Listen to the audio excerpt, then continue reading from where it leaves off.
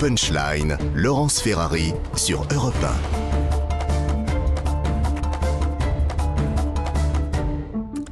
Et on se retrouve désormais sur CNews et sur Europe 1. Bienvenue à nos auditeurs et à nos auditrices. Nous sommes avec Vincent Herouet, journaliste à Europe 1. Bonsoir, mon cher Vincent. On va, et toujours avec Joseph Massescaron, bien sûr, Alexandre Devecchio et Karim Zeribi, qui nous accompagnent depuis quelques instants. On va évoquer la situation en Ukraine et aussi l'allocution du président Zelensky devant le Parlement français par vidéoconférence. On a évoqué la question des entreprises françaises. Faut-il sanctionner les entreprises françaises ? Il les a nommément citées, on va l'écouter. Faut-il les sanctionner parce qu'elles continuent à commercer en Russie? On ouvre le débat juste après avoir écouté le président ukrainien. Pour que la liberté ne perde pas, le monde doit la soutenir, avec des sanctions contre l'agresseur. Chaque semaine, un nouveau paquet de sanctions. Les entreprises françaises doivent quitter le marché russe. Renault, Auchan, Leroy Merlin et autres doivent cesser d'être le sponsor de la machine de guerre russe. Ils doivent arrêter de financer le meurtre d'enfants et de femmes, le viol. Tout le monde se rappellera que les valeurs valent plus que les bénéfices. Vincent Herouet, les valeurs valent plus que les bénéfices. C'est nouveau qu'il pointe du doigt les entreprises d'un pays comme ça pour leur demander d'arrêter. J'ai pas souvenir qu'il l'ait fait parce que il a fait vraiment quand même le grand chelem de tous les parlements. En s'adaptant à chacun. D'ailleurs, c'est formidable parce que aux Américains, il exaltait leur rôle de leader du monde, de Nouvelle-Jérusalem. Il parlait du 11 septembre et de Pearl Harbor. Aux Français, il parle de la liberté, de l'égalité, de la fraternité. Et de Verdun. Il sait vraiment... et il faut le remarquer parce qu'il n'a pas, semble-t-il, il n'y a pas de metteur en scène. C'est-à-dire qu'il écrivait lui-même ses sketchs quand il était un showman. Et il a écrit lui-même les dialogues de la série qu'il a rendu si célèbre et qu'il a hissé jusqu'à la présidence, la serviteur du peuple. Et de la même manière, il semblerait qu'il écrive lui-même ses discours. Il y passe l'essentiel de son temps parce qu'il ne commande pas véritablement les opérations militaires. Donc, aux Français, eh bien, il fait un numéro qui peut plaire à toucher le cœur des Français, c'est-à-dire une grande entreprise de culpabilisation de l'entreprise privée, en disant que quiconque effectivement fait du business avec les Russes, eh bien, d'une certaine manière, participe au vol, au viol et au meurtre des Ukrainiens et des Ukrainiennes. Ça, visiblement, il a été applaudi à tout rompre. Il a eu droit à une standing ovation, comme dans toutes les escales, comme à chaque fois d'ailleurs. Et il est vrai qu'il est formidable, quoi. Il est un peu fatigué là, mais il est quand même formidable. Moi, je remarque une chose. C'est qu'on peut inverser complètement la démonstration, dire qu'après tout, le roi Merlin, ils font travailler 36 000 Russes, les citoyens russes, bientôt, n'auront plus de quoi aller s'acheter des outils et de bricoler parce qu'ils vont être réduits à la misère. On fait tout, en tout cas. Au marteau et à la faucille. Oui, il restera sans doute un marteau et une faucille qu'ils retrouveront dans leur grenier, et puis des chaînes aussi, sans aucun doute, mais... ils auront bientôt beaucoup de mal, ces entreprises, à se développer dans une économie qui va être de plus en plus contrainte. Et en plus, le roi Merlin a assez vu bombarder un de ses magasins en Ukraine. Ils ont droit à la double peine, vraiment.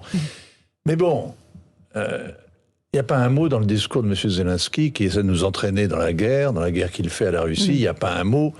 Il y a une immense discrétion sur l'aide militaire que nous apportons. Absolument. En revanche, sur l'adhésion à l'Union européenne, il sous-entend des choses. Il dit, voilà, on va avoir une décision prochaine, assez imminente, assez importante. Donc, peut-être qu'il a des informations que nous n'avons pas. Non, vous avez demain une sorte de triple conseil. Bruxelles va être...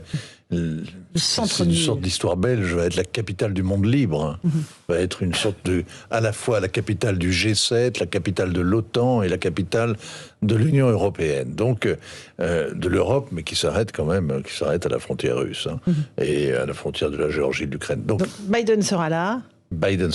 Et tous les autres seront là autour, empressés, puisque quand même le grand rêve secret de la plupart des dirigeants européens, c'est d'être le meilleur ami de l'Amérique.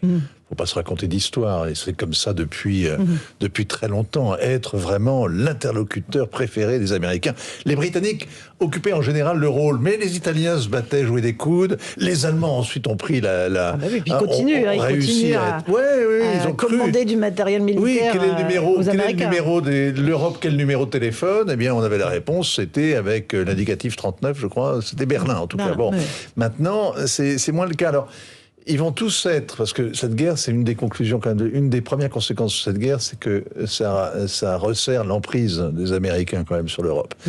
Et demain, il va bien falloir que cette attente que génèrent ces 3 sommets, il y ait une réponse. Et on ne peut pas être en deçà, puisqu'il n'est pas question de livrer des armes.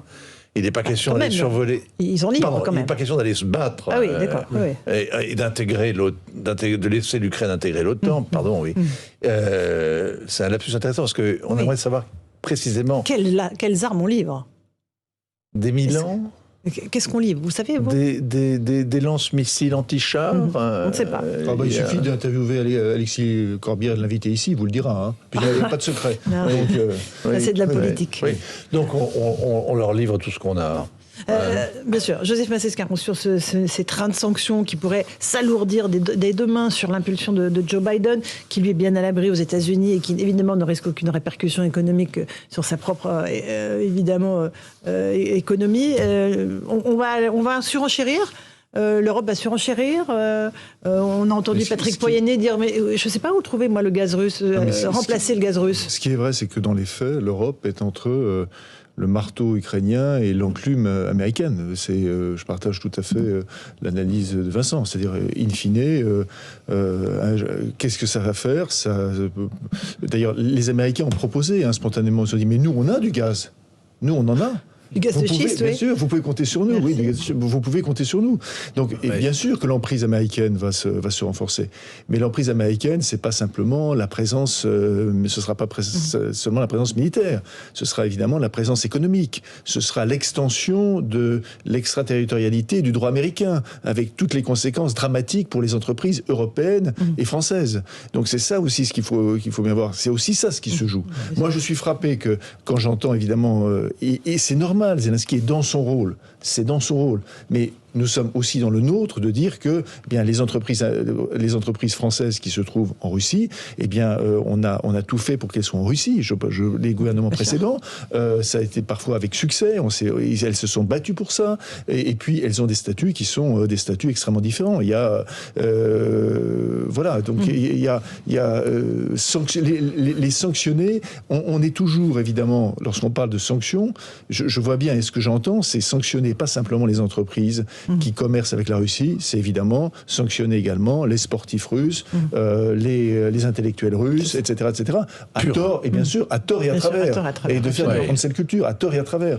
Donc ça, c'est quelque chose qui est extrêmement, pour le coup, préoccupant. Et il est normal, légitime de dire soutien total, bien sûr, à l'Ukraine, et en même temps, de ne pas être béni oui avec ce genre de propositions. On fait une toute petite pause. Je passe la parole à tous dans un instant. On continue à évoquer ces sanctions économiques qui pourraient impacter notre économie à nous dans les tout prochains jours. Juste après une petite pause et le rappel des titres de l'actualité. À tout de suite.